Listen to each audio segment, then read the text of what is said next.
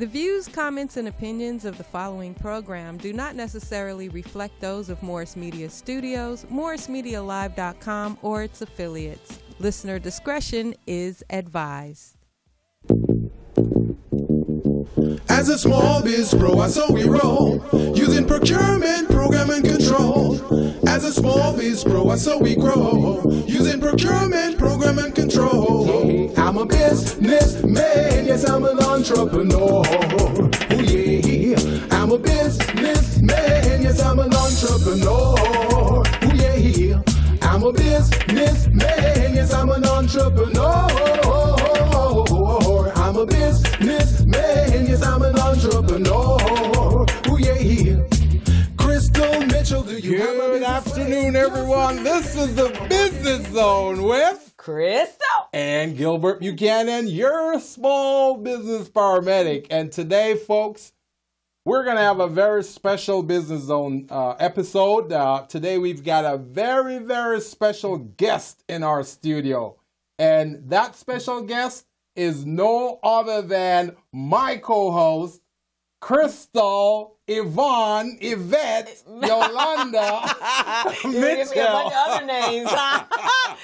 Yes, I'm the guest today, and thank you for all the wonderful accolades. That's cool. I love it. Yeah, we're gonna have fun today. You know, as you just said, you want to interview on Women's History Month. That's right. People that you know. Huh? That's right. Okay. So we're gonna be interviewing. We're not even gonna do that little crosstalk that we usually do every Friday, just as the beginning of the show.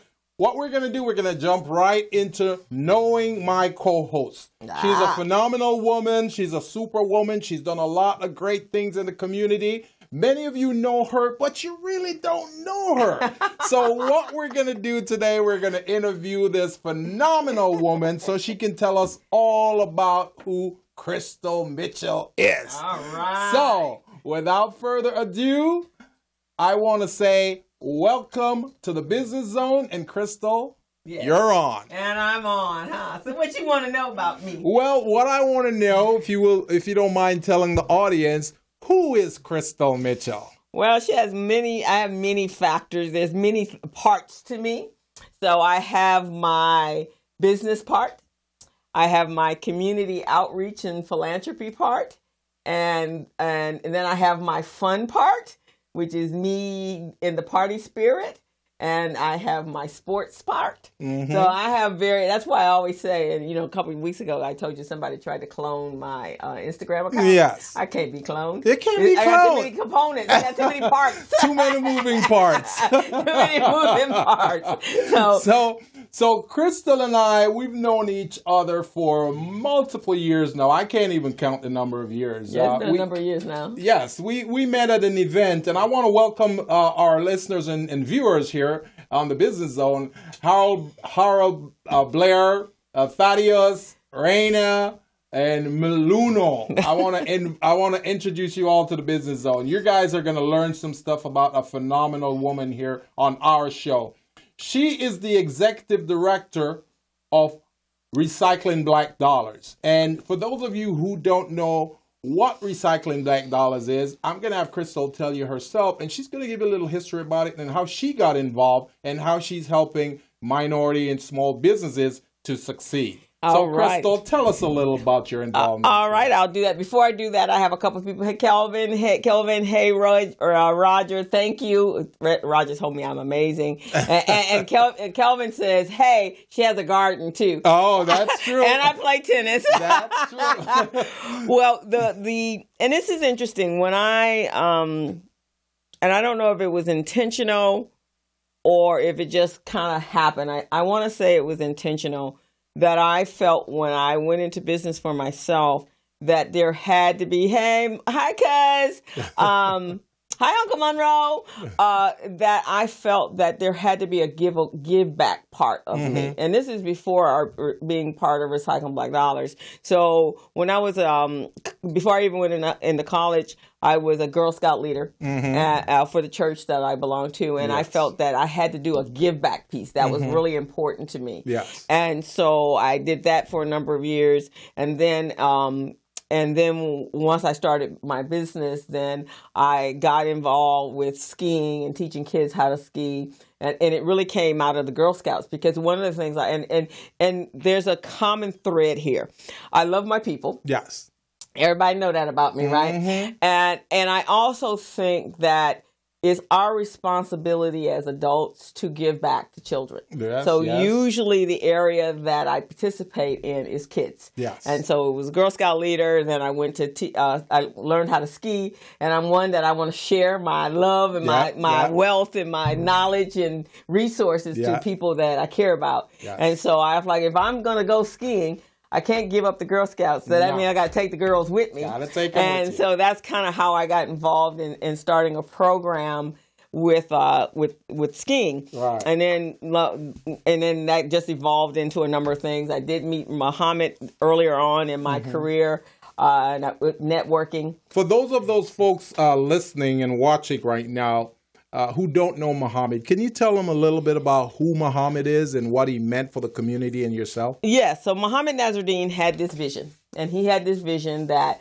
we as Black people should take care of ourselves. Mm-hmm. That's pretty much the bottom line of it. And he felt economically that was where we had to put our attention. Mm-hmm. And just like all the rest of us, when he went to go look for Black business in order to support that Black business, he couldn't find it. Yes. So he started the Recycling Black Dollars. And one of the things he found is that we don't advertise our businesses, which we all know this. That's true. And so he started having the Recycling Black Dollar breakfast mixer. Mm-hmm. And in addition to that, he had a newspaper. Mm-hmm. And then he would bring in people. He traveled everywhere.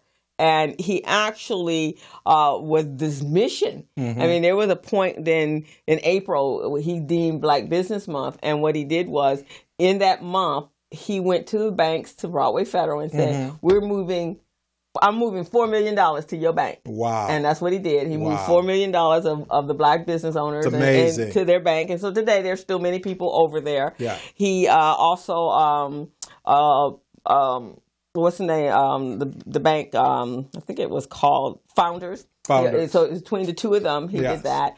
He also took, back when it was deemed that China was going to be the next country that would be equal and comparable to the United States from an economic standpoint. Uh-huh. So he went over there to establish some relationships. Right. And so he took a contingency of Black people that could do business there. That's great. He went to Africa. So his whole thing was about us doing what we do. And he died with doing what he was doing in his office. So tell me, Crystal, how did you get involved in recycling Black dollars?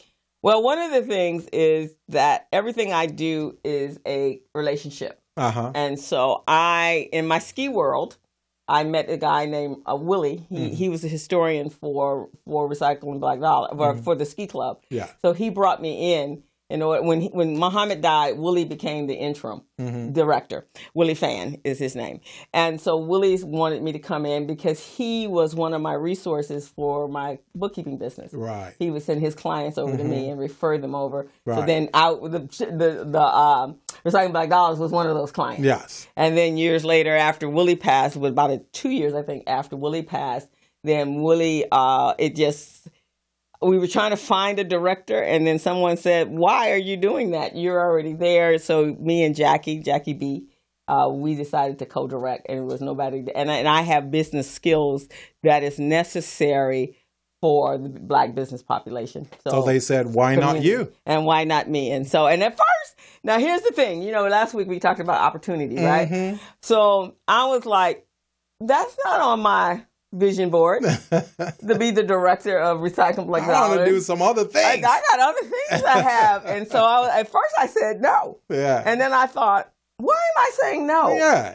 That from a networking standpoint, that puts me in a whole different bird's eye seat. Exactly. So then I turned around and said yes. And then today I'm co-directing Recycling. And you've been the co-director of Recycling Black Dollars for how long now? I think we're at year 13. Wow, 13 years. Crystal Mitchell has been the co-director for Recycling Black Dollars, and their focus is to really help a lot of small businesses, provide them with resources, giving them access to opportunities, and also build their businesses. And a lot of small businesses have benefited from this. you've got your weekly breakfast that you have at the Denny's.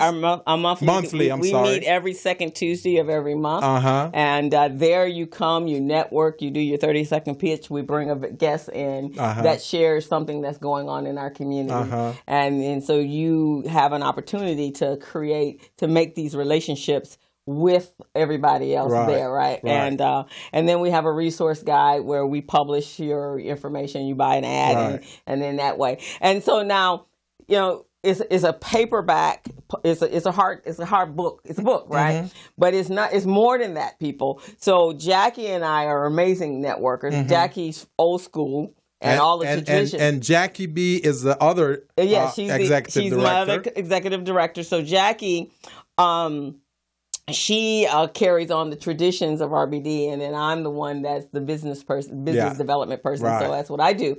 And so when you meet us and that book, you're meeting everybody in our network or anyone that we come across. And if you need something, a black business, and you call us or go to the book, but you call us, we can give you somebody. We can give you at least 10 people. And those are all small businesses that's in the directory, the Recycling Black Dollars directory. There's also sponsors.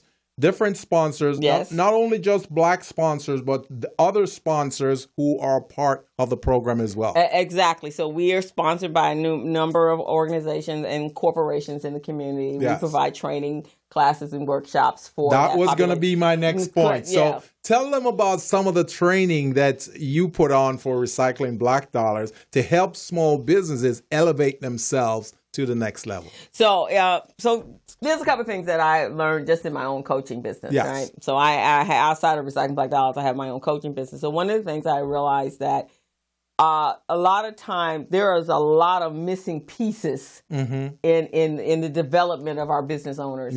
And so being that's what I do and teach small businesses. So and I really found these things out when I was doing their books.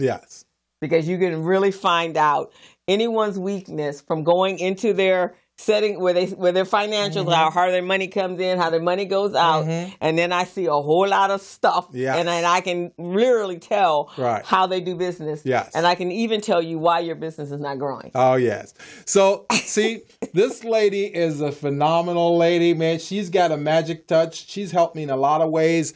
She's prepared my 1099s for me and a lot of other things. So when we're going to go ahead and take a quick break right now, but when we come back, I want to talk to you, or I'm going to have her talk to you about the phenomenal person that she is as a bookkeeper and accountant, preparing your books for you using QuickBooks, and also other ways in which she can benefit you as well. So, as you all know, this is Women's History Month. Women's History Month. And we're celebrating women throughout the whole month of March on this show.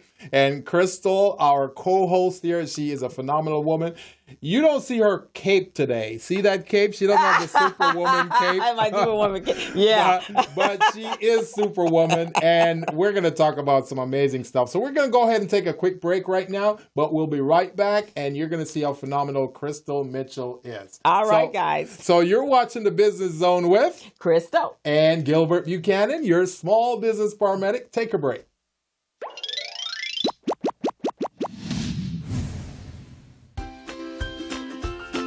In the United States, March is Women's History Month.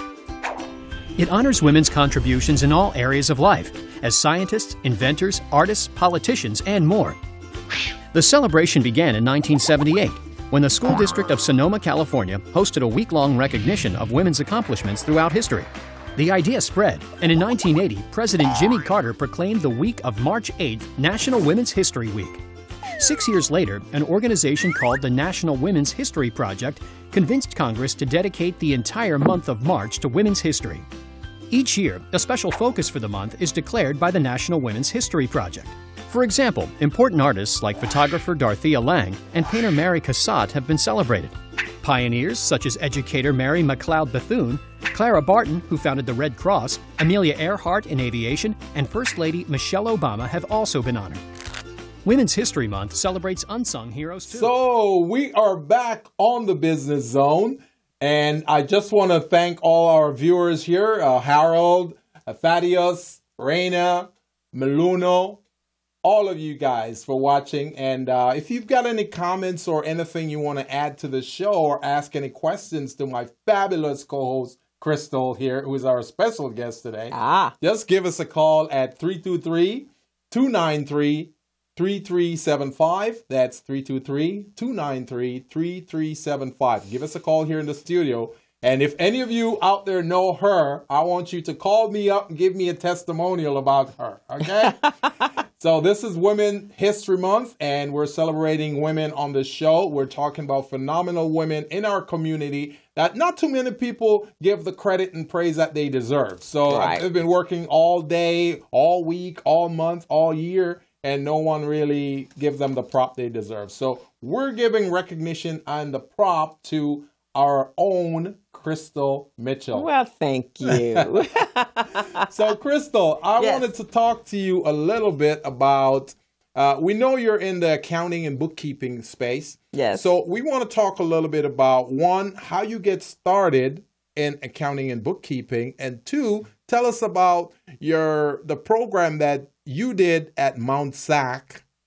And then we also want to talk about some other things. So go ahead and tell us about the history, Crystal. So actually, so like I was saying before we went to commercial break, that a business is hard if you don't have a full grasp on your financials. Then it's very hard to grow your business. That's right. And it also is very difficult to get loans and capital and do contracts and things like that in order to scale your business up. And so as I started doing bookkeeping, I recognized that as being a problem, and that most of us, I like numbers. Yes. But most business owners don't like They numbers. don't like they numbers. hate numbers. So to me, the numbers is all based upon the making the money of the business. That's right. So that's one of the things. So I'm not just a regular bookkeeper. I don't just come in and do your books and leave and never tell you how and why and show you how to read your financial statements. I help you identify where your growth patterns are and where the weak spots are. And then I tie that in with the marketing, and because without the marketing piece, there are no books for me to do. So complete. What I'm hearing here from Crystal, my very special guest and co-host, is that if you hate numbers in your business, Crystal can help you. Okay? And how can you hate numbers? That's where the money is. That's where the money is. You got to know your numbers. And if you don't know the numbers, you get coached on learning how to know the numbers. And that's what Crystal does for you. That's what I do for you. So I do that for mostly small businesses, nonprofits. I have a specialty with churches. I've done a lot of churches and helped them set up. And then I'm also, as my business has grown over the years, I've become more of a troubleshooter. And that's really how I got into some of the churches, is because some of my clients oh my God, because that's that place, right? The churches. Yeah. Oh Lord, have There's mercy. a lot of mess in those financials. As far as the financials, all kinds of stuff happens going on. So I became a troubleshooter. So they would call me in. It's like, okay, what's going on here and why? Yeah. And then I was just coming in for 10, 15 minutes to fix it. And then it turned out to be 6-7 years as a contractor. Yeah. So in essence, Crystal does forensics on your financials, okay? She does forensics. So if there's some problems that you don't even know about sometimes, and that's how it usually is in a business, there's financial issues that you don't see, it's under the surface, and with her trained eyes, she can really look under the surface and see what's going on. Then she does forensics on it. She looks into the DNA of your financials. Right, exactly. And she can tell you in minutes what's going on. I can tell you in minutes what has and who has created the problem in your business. And so so then I just kind of shifted my business more to the forensics of the business, which I enjoy. Yes. And then I just became the community fixer. Yes. And so I would get, I actually would get referrals from my own bank. Oh, wow. They would come up and say, I'm in line. I love that. And they'll come up and go, I have a client for you. Oh, that's beautiful. That's recognition. And that's the manager of the bank. That's recognition. Right, exactly. So I was like, okay, so send me the information. And then with that, and then other organizations, I get referrals from Vermont Sloss. And anyone that's trying to get bank loan ready and their financials is the hiccup. Yeah. Then banks and loan entities in our community, they come to me, Crenshaw Chamber, any of the CBO community-based organizations, they reach out to me and ask, can I help? So small biz pros out there, you hear that? If you're looking to get bank loan ready and you don't know how to do it or what to do, what documents are needed, you need to reach out to Crystal Mitchell. Crystal, do you have a number or an email for them so they can know exactly how to get a hold of you? You can reach me at 323-447-7272, and you can go to Mitchell Business Solution with no S at the end. .com. You can find me there. You can Google me and I will pop up somewhere on social media. That's right. I am quite active on social media. So. And I've gone to her website. It's a phenomenal website. She's just amazing. Everybody knows Crystal. Anyone in the community, from SoCal Edison, SoCal Gas, out there in the community, they know her. So you guys really need to check it out. Ruben Gonzalez, thank you for watching. Really appreciate you joining the Business Zone.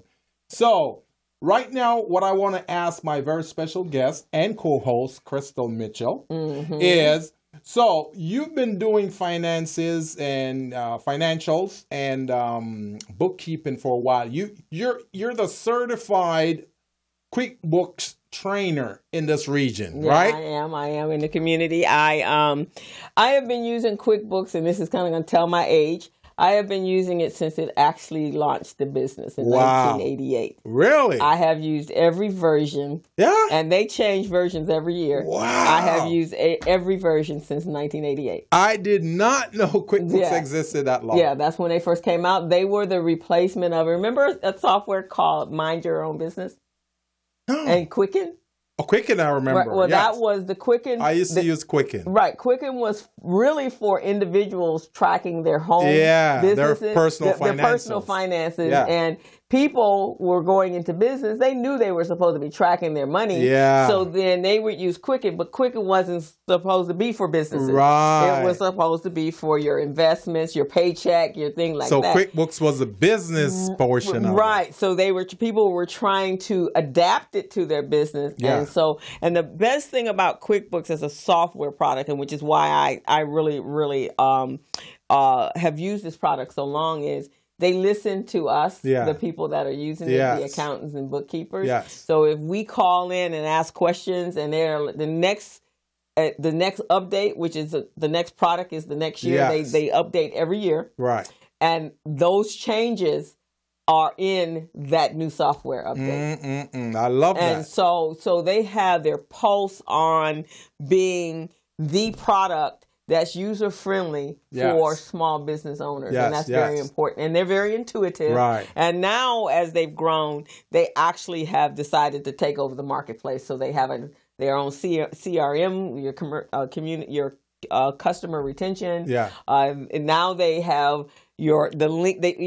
I was very resistant when they went online because I didn't like the way because the product wasn't designed for a bookkeeper. Right. And nor was it designed by the input of the accounting professionals. Oh, I see. It was created by a programmer. Mm-hmm. So it didn't adapt well. But now, again, they listen to us. Now they've adapted it. So, I now know who to refer to an online platform, and I now know who to refer to my desktop. But I'm surprised myself. I have actually pretty much moved everybody over to an online platform. Unless they're a pretty large business and they have a lot of inventory to track and there's a lot of transactions going on, then those are my my desktop people. But so are there many certified QuickBooks trainer in this region? Well, it's interesting. There's one or two. I think PCR has someone over there. that does QuickBooks from what I heard, and I think I've heard a few people, but not too many. There's only a handful, right? A handful. Handful I'm a of pro you. advisor with QuickBooks. Right. But probably far as in our community, not overall, but in our community, I'm pretty much the only one that's the trainer. Right. So because of Crystal's expertise, and she's so good, she's a magician with numbers.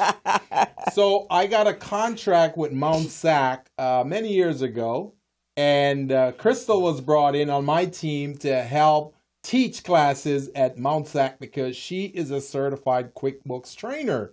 And not too many of those are available in this area. Only a handful of certified QuickBooks trainer. So Crystal was hired under that contract, and she was phenomenal. I'm going to tell you a little bit, and she'll tell you too. I'm going to tell you a little bit about what Crystal did and I'm not bragging because, she's my friend and she's here, so I'm saying good things about her. I'm saying it because I was truly amazed when she got awarded that contract. She did something that other consultants didn't do. Not only did she teach the class and was successful at it in getting those individuals learning how to do bookkeeping, but after that, she placed them in opportunities and jobs afterwards. That wasn't required of the contract, but Crystal did it. So I'm telling you, this lady is a superwoman. And in the interest of women's history, I'm telling you, she gets my star. Because again, it goes back to my philanthropy side, right? Yes. And so I'm not just in business to be in business. I'm in business to help businesses grow. That's right. And so I also know that you need a skill. Yes. I got into bookkeeping for one reason and one reason only. Yes. When I came out of college, I knew that I knew that my path was going to be entrepreneurship, but I had a plan to get there. So I was going to work through corporate America to glean all the information and all the resources and all the free training that they would provide. And so I went in that space. Yes. But I did not. So I went in first in the admin piece, but it's not very safe and secure in an admin piece. No, it's a disposable position. You can be a secretary or an administrative assistant, whatever the glorified name they want to do. Yes. When it's time to downsize, you're the first to go. Who's going? Unless you're the executive secretary to the president or CEO. Right. But then there's a lot of kowtowing that goes along, and I'm not that humble. No. So I went, okay, I need to be in a capacity where you are a valuable commodity. And that you're just not going to kick me out because you done lost money. Exactly. Because I'm already know how much money you have. That's right. So I went back to school and completed and got training to be an accountant, bookkeeper. And then they were the ones that sent me to school to work on QuickBooks. Amazing. And then I started branching out on my own. I worked at an insurance company, and so I had my own clients and that kind of stuff. But I kept this piece. Yes. And so I kept growing that piece. And then I knew that was going to be the piece that I was going to use when I exited corporate America. Yes. So I basically did it so that I was one of the most valuable people on the property. Yes. And I made sure that I just wasn't I'm a full charge bookkeeper when I was working for a company. And I did taxes back in the day and accounting, but I didn't want to do that. Right. I wanted to and I didn't want to run that kind of business because I'm really business development minded more than I am wanting to sit behind and just do numbers all day. Yes. So I went, okay, so I need to do all aspects of it, and I need to get good at all aspects of the business so that I will be valuable.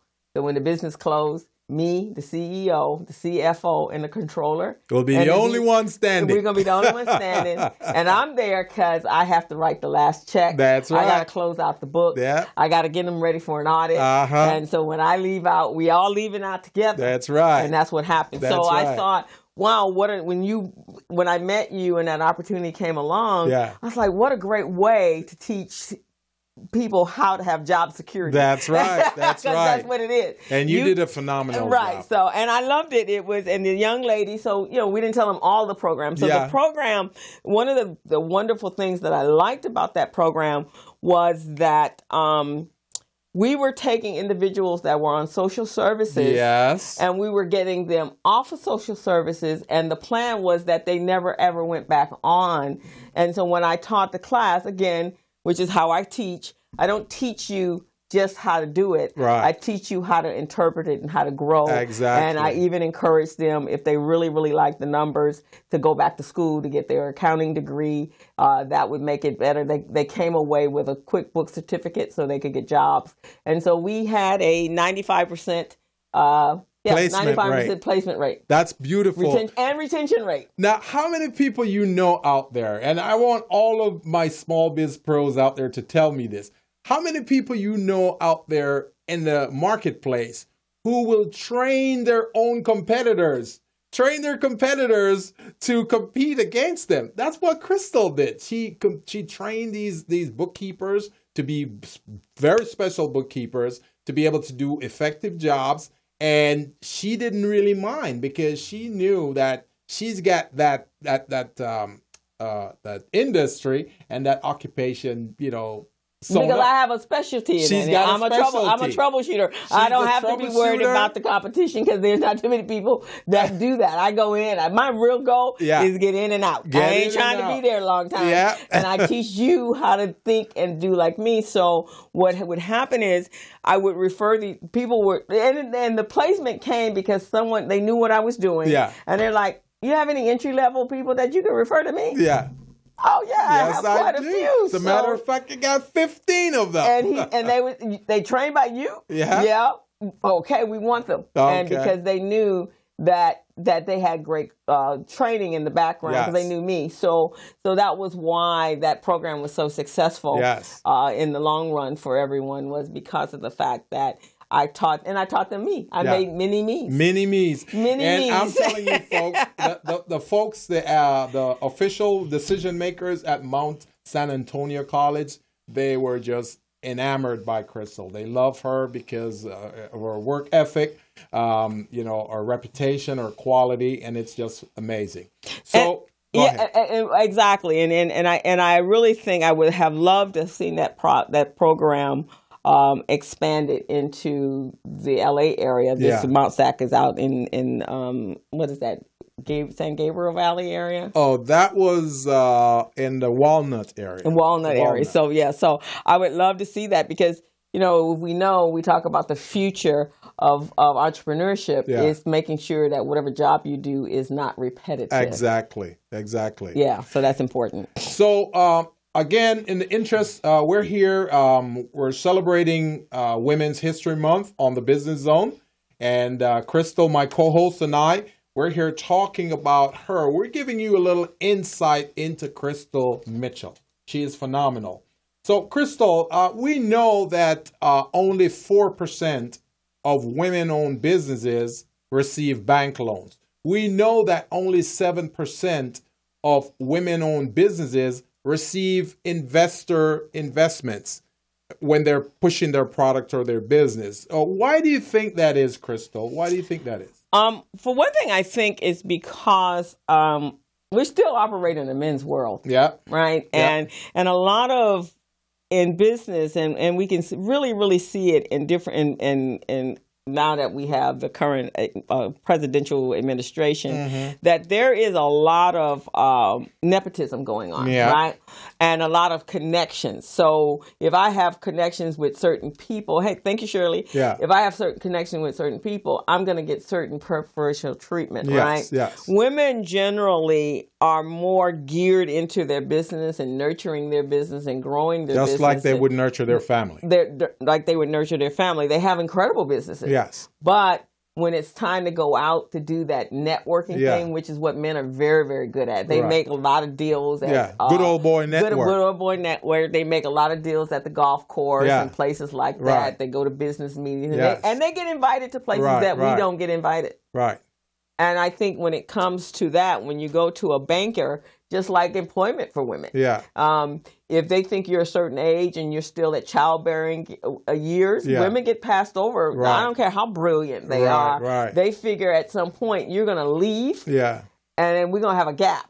So if you're, a young Caucasian a man with a family and a wife and wife taking care of the kids, they're going to move you up the ladder before. And that same thing happens when they go for loans. Right. So they don't take the women-owned businesses seriously. They don't take the women entrepreneurs seriously. They pass them over for opportunities because, one, they're thinking they won't be able to sustain themselves because they've got family, they got to attend to the families, which is a total myth because, you know, when I was an employee growing up, I had a manager. My manager was a female. And to me, I think she was a better leader than many of the other persons that I've dealt with in the past. Yeah. She was brilliant. She knew how to coordinate the teams. She knew how to inspire the teams. She knew how to motivate the teams and get things done. And I think we think differently as well. To be quite honest with you, I think we think we see because when we're we on the flyer today, it was about being a superwoman, right? Yes. So we're managing homes. Yeah. We're managing work. We're mediating between our children, our husbands, and employees at work. So we have some skill sets that are cross over every part of our lives. And even when we're at work, if we have young children, we're also maintaining in the backside of our brain. So, people say, and there's a thing I think in corporate America, they say you shouldn't multitask. But the best multitaskers are women. Right. Because we have everything in a compound, because you have to. Because you got to be worried about whether your children are getting to school, the babysitter, they're being picked up. So certain times of day, you click to another channel. But then at the same time, you can maintain the other channel at work and do a great job at what you do. And most of that, with that being said, after the woman has done all of that, they still only make 70 cents on the dollar. 70 cents on the dollar.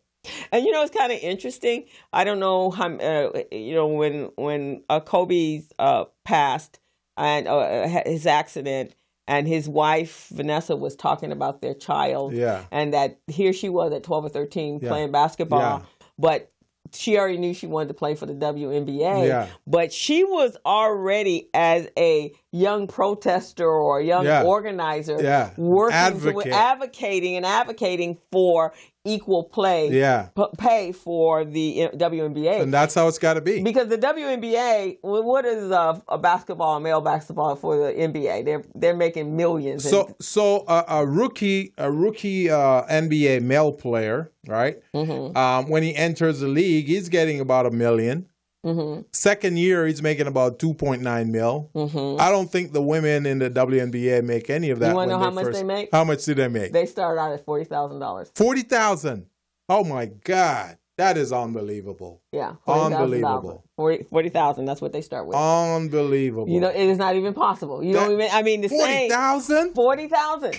Now they can get injured.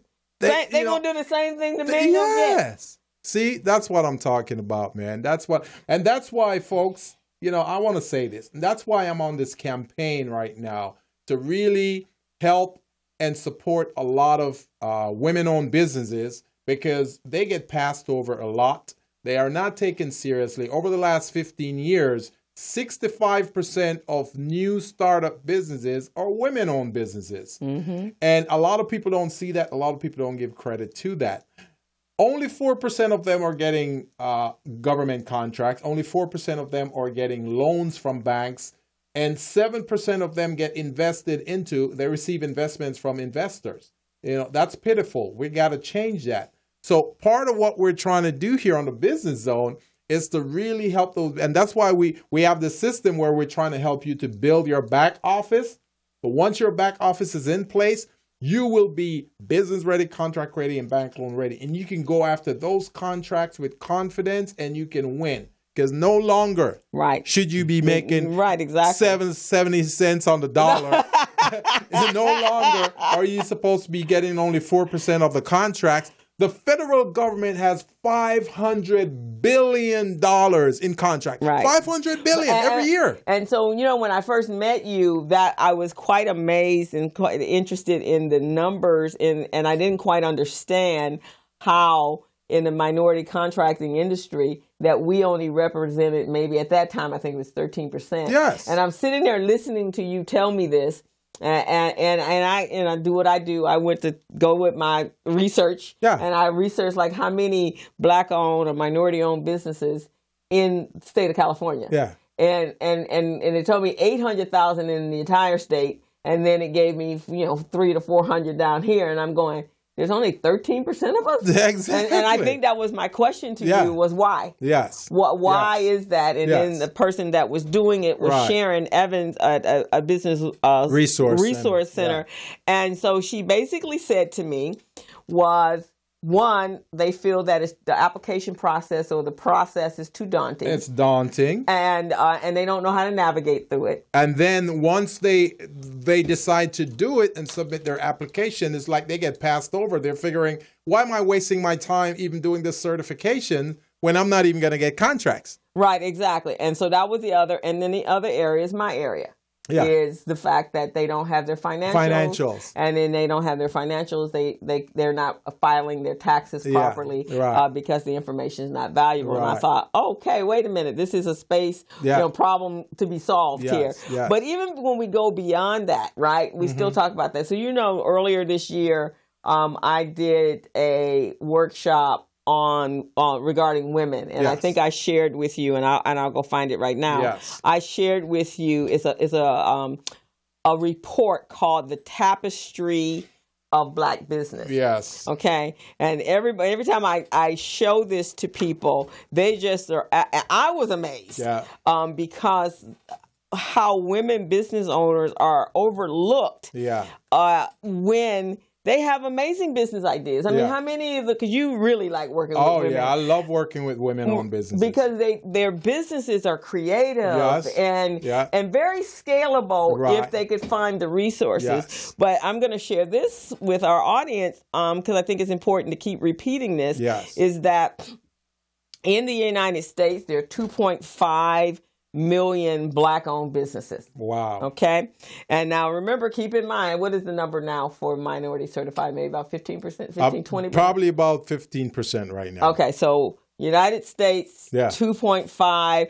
Hey, Pastor Robinson, 2.5 million minority-owned businesses. Wow. Okay? And you're saying 15% are contract ready. Yeah. Right? Yeah. And what are the opportunities? They could actually change their businesses how? Oh, yeah. There's a lot of opportunities there because, especially with the county of Los Angeles, for example, they got 37 different departments. So each department has different needs. So many of these businesses, they can change their approach. Instead of doing the transactional approach, is to do contractual business. Right. Yeah. Exactly. So now keep that in mind, everyone. So when I found this information, this is on the inside of a business. So when you ask me why women don't get loans and why they're overlooked. So when I looked at this, they were saying 96% of the non-employer firms represent that 2.5. Wow. And then in that, the 60% of that represents women-owned businesses. Wow. So they're usually solo entities. Yeah. Right? They don't have employees. Right. And with that, though, this was the interesting part of this report was if they've been in business for less than 2 years, and that's 43% of us as a woman, our annual revenue was $11,000. What? $11,651. No, that is pitiful. How can they live on that? They can't. That's not even a job. Wow, that is like, what do you call that? when your parents give you allowance. That's what that is. So that's less than 2 years. 5 years or more. Now, most businesses, if you make it past the 2-year marker, you usually are moving upward into security and stability, right? So again, their income, and this is 33% of the population, is $23,000 or $24,000 if I round it up. Wow. A year revenue. That is annual revenue. Unbelievable.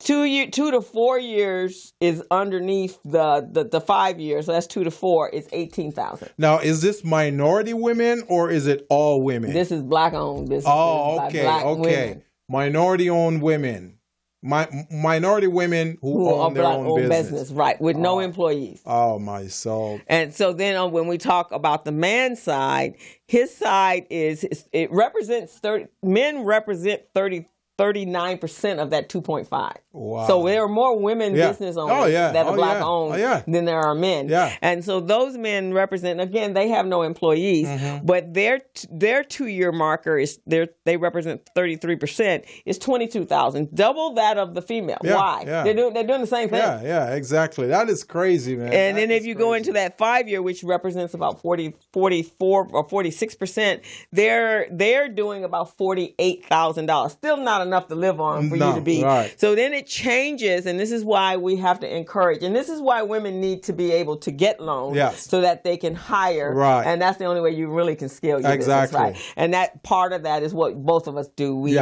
coach you to help you make sure your financials in place. Yes. Because here it changes. Yes. So in that employer-owned firm, employee-owned firms with employees, they represent small number, 35% of the population. Yeah. But it changes drastically. Their first year in business, they are actually making $161,000. What? The company's revenue. The company's annual revenue from the first for the 2 years as a non-employee, no employees. Right. You're making $11,000. Wow. But if you have employees, you are actually in that same time frame. Yeah. But it's only 15% of the women that's doing that, though it's $162,000 in annual revenue. Wow. And then when we get to that 5-year plus, which represents about 64%, then that's about $776,000.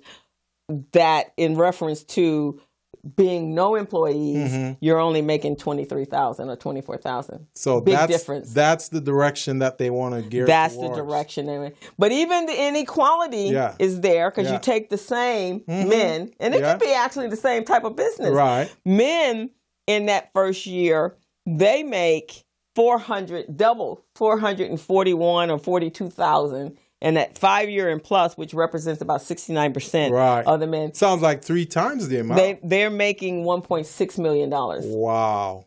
In that time frame. Unbelievable. So you could be doing the exact same business. We need to balance the scale. We need to balance So it's very important. And so we were just talking about the NBA and the WNBA, but this is across the board in other businesses. Yes. So that tells me, and it would be interesting if we did a analysis. And let's say a real estate agent, and male and female. Yeah. Who do we think is? And I'm going to do some research. Who probably makes more money than the? Well, chances are it's a male. Yeah. Chances are it's and male. Is it not the same skill? Same thing. Same training. Thing. Yeah. Same thing. So I don't know what that is. I don't know if people prefer to do business with men, or I don't quite know what that equality is, or they just have a perception that women are not, the longevity is not there. I don't know what it is. Because you do a lot with a lot of women business. So what do you think? I think based on some studies that they've done, what they did, they found that there's an innate bias against women. So if you have a man and a woman that go to the bank together, they go to the bank looking for a loan or a line of credit, and the woman owns the business and the man is the manager in the business, guess who the loan officer is talking to? He's talking to the man. He's talking to the man and not the woman. That's like an innate thing. So what do you guys do in the business and talking to the guy? She's the one who owns the business. Right. And that's been done so many times. They've done so many surveys on that. It's unbelievable. So there's an innate bias against women, period, in society. But in business, it's even more rampant. I think so. So that's part of the reason why we here on the Business Zone, we're doing so much to help women-owned businesses. The first thing, folks, you got to do is to make sure your back office is in order. Yes. And that's what we do. Make sure your corporate documents are in order. You know, your business license, your insurance, and all of those documents. You don't know how to do it? Talk to us. We'll walk you through the process. We'll provide you a checklist of those documents. Once those documents are in place, Then what we're going to do, and one of the things that we teach in our workshop, right, is when we do marketing, we talk about the 5 categories of buyers. There are 5 categories. 3% are ready to purchase now. So 3% of your customers out there, they're ready to buy from you right now. You just don't know who they are. Then 7%, they're ready, but you got to tweak them a little bit so they can come your way. 15%, you got to give them some incentive and say, hey, you know what? I'll give you a 30-day trial period. Right. They will listen. 25%, they don't care about you. They will not talk to you, so don't even waste your time with them. And the 25% are usually the ones who are in bigger, more powerful positions, the ones who you can make a bigger contract with, but they won't talk to you. Right. They're the ones that you need to have your chambers, you need to have your trade associations as influencers speak on your behalf so you can get opportunities that way. Right. And then 50%, well, you don't exist to them. You're too small for them, so they don't even talk to you. So many of us, we try to go after the bigger businesses.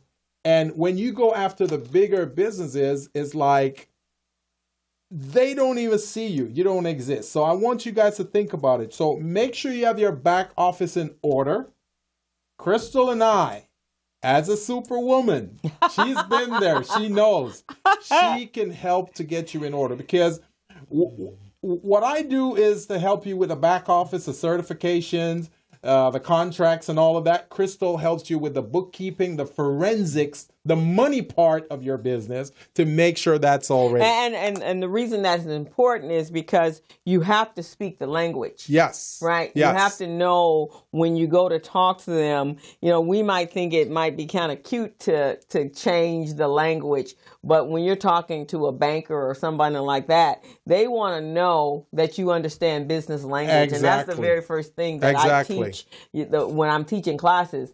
I need to teach you the accounting language, the business language of the industry. Yes. Because when you come to them with all of that, all of those entities in place, you're going to force them to respect you. Yes. But what is happening, Gilbert, in today's society is women are now creating their own equity funds. And that's how it's supposed to be. And they are now getting funded by other women. Yes. So there's a lot of women just killing it out right there. And I don't know if anybody had watched the commercial about the young black woman. She's in Target now, and it's been commercials. It's called the Honey Pot. Oh, so okay. she created a line of women products, products, and so she got into Target. Yes. Because if you got those kind of products, if you're doing the distribution, you're designing and innovation of the product, and then you're also have the distribution, then now you can go and say, hey, and do your due diligence, so find out how interested people are in this product. Yes. And so she got into the shelves. She first, and when you go into a big box store, you kind of on a trial. Yes. So they might have you on the lower shelf. Yeah. And then eventually so she didn't move up to the top. Yeah. But here's something that interesting took place. Yeah. So when she did a commercial, because she's got money now, because she went to one of these female equity fund management places and got her funding. Yes. And so when she did do that, she did a commercial, and the commercial was, I'm so excited. I'm a black woman who is in Target on the shelves, and Target is really good. Yeah. If you have a product and you've done everything that you need to do, patent, trademark, and made it scalable, they give people chances at Target. Yeah. Target is really good about that. Yeah. But she did, and then she says, and the reason she was doing this was so that young black girls can know that they too can create a product and get on the shelves of Target. Yeah. Backlash. Yeah. White America was like, why you got to make it a color? Oh, Lord. And so, but Black Twitter jumped into play. Yeah. And in a short period of time, this woman got 15,000 likes. Yeah. And her rating shot up in the air. But she was just telling her story. She was just telling her story. She's telling her story. She's telling her, and we all have that story. Yeah, every one of us has a story. If I'm coming from a poor neighborhood, whatever my and whatever obstacles you have to face, right? I'm going to tell my story. This is how I began. Right. My father father may have been a plumber and he had a small little business, and I went to college and I did, menial jobs, and now I'm a billionaire. That's my story. That's your story. And you can't take that story from me. So that was what she was doing, and so the backlash. But so there was a backlash on the front end, but on the back end, they took care of it. But women are now going, you know what? We need to look at being investors and invest. And this is what I'm going to say to everyone. Once you've been in business, and when we're looking for succession plans and we're looking at what's the next step, why don't you go out and look at some of these young, innovative businesses that are coming up that need funding. And there are a lot of pitch competitions, or just go and mentor one. And if you see that their product is got some potential and some legs to it, invest. Even a $5,000 investment to help them get to the next level. And if you're in a position where you can do 10 or 20,000, that will get them to that place that will send them over the place. That's worthwhile going back in and pulling someone up, especially if you've been successful yourself in your business. So what I want to do here real quickly, folks, Small Biz Pros, after talking with Crystal, my co-host, and hearing what she has to say about women-owned businesses, I want to throw this out there. So we're going to do a two-dimensional thing. We're going to do it from the entrepreneur, and we're going to do it from the contract providers or the investor standpoint. So let's start from the entrepreneur. If you're a female entrepreneur, okay, what we're trying to do so you don't get pigeonholed and you don't get treated unfairly, make sure your organizational house is in order. Make sure that you've got your back office taken care of. And if you don't know what back office is, back office means all the organizational documents that you need to run the business. Your business plan, your marketing plan, your standard operating procedure, your fictitious business name, your insurance, all of those things. That's your back office, right? So you can run the business efficiently. Make sure that's in order. The financial piece, if you're not sure where you are with that, you can call on Crystal, my co-host right here. Okay? She will help you guys, and she does forensics on the financials. She can help you guys amazingly. And even if she can't do the job for you because she's so busy with so many other opportunities, she can point you in a direction. She can give you an analysis and tell you what's going on, and then you can have your own bookkeeper. And I can teach them how to do it, because I think initially you do need to know your own books. And here's a quick thing I'm going to share with you. Nonprofits are harder getting funding than even female nonprofit owners, because we don't get the respect at all. You go into a room and there's men, and y'all doing the same community-based organization. Oh, he got the whole network right behind him. That is so true. And they're giving thousands and thousands, and they throw some pennies at us. So, and we're not just saying this; we're speaking from experience, because we've seen it. We've seen where Crystal's organization is in a room with many other male owned or operated nonprofits, and they rather fund those male nonprofits and Crystal's females nonprofits. Right. So you got to go through more hoops. You got to jump through more hoops. But here's the thing. Your financials are even more important than a for-profit financials.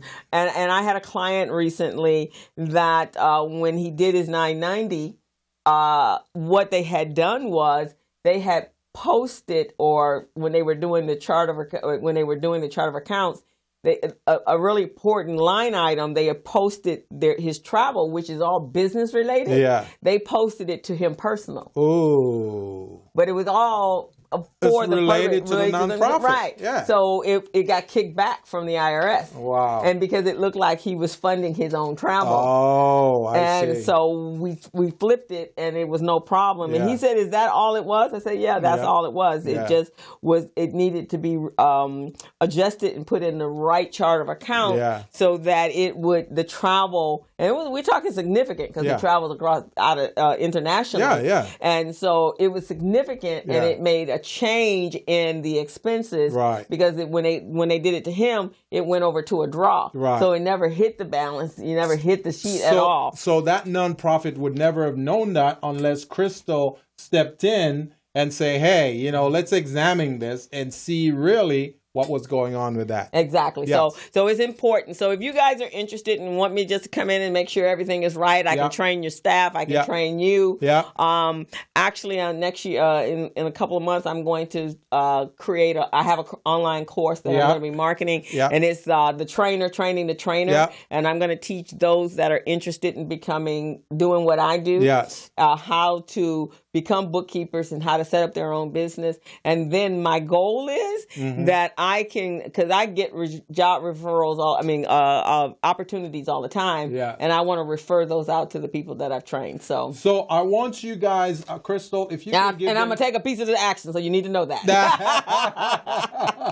If you can give them your phone number again, just so they know how to get a hold of you, because I know a lot of you are listening and watching right now. You really need some help, because every small business needs financial help. Every small business. So, Crystal, tell him your number. So, my phone number is 323-447-7272, and you can reach me at cmitchell544@gmail.com, and you can also Google me and my social media, Facebook, with the Business Zone, Crystal Mitchell, Mitchell Business Solutions, Recycling Black Dollars. However you want to reach me, you can go through any one of those entities, and I'm there for you. Just give me a call. Excellent. So there's one quick other part to this that I want to talk about. We talk about the entrepreneurial side. Want to talk real quickly from the contractor or the investor part of it.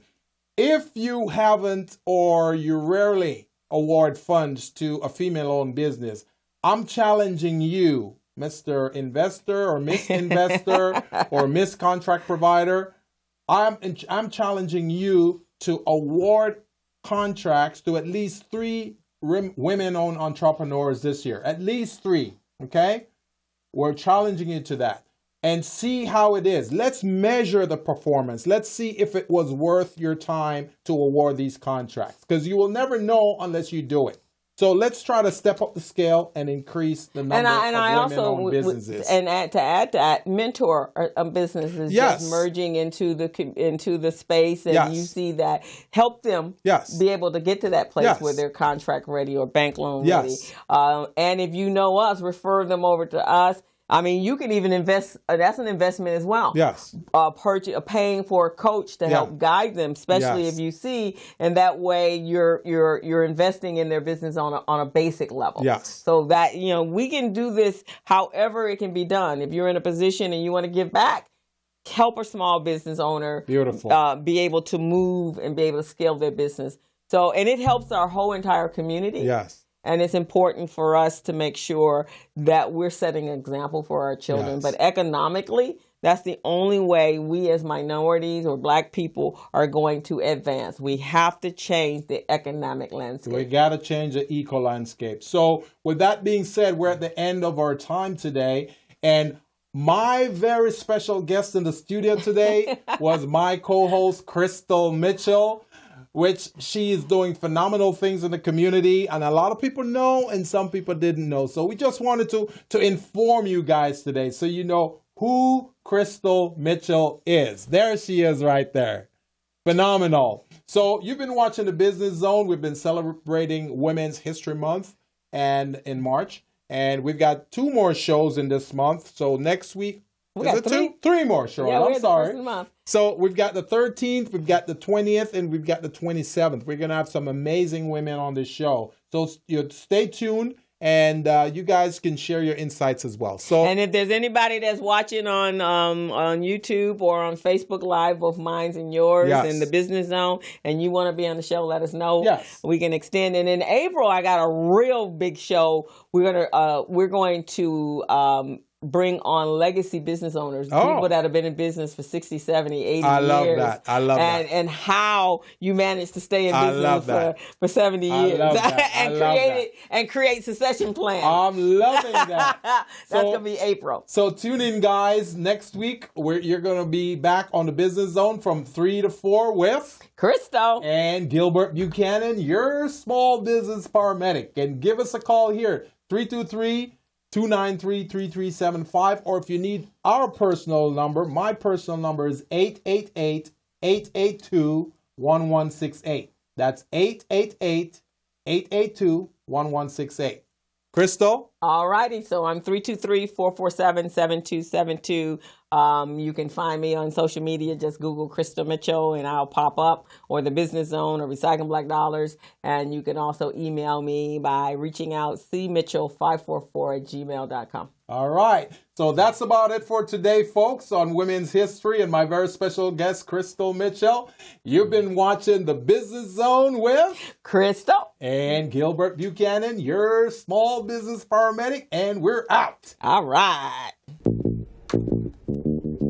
As a small biz pro, that's how we roll. Using procurement, program, and control. As a small biz pro, that's how we grow. Using procurement, program, and control. I'm a businessman, yes, I'm an entrepreneur.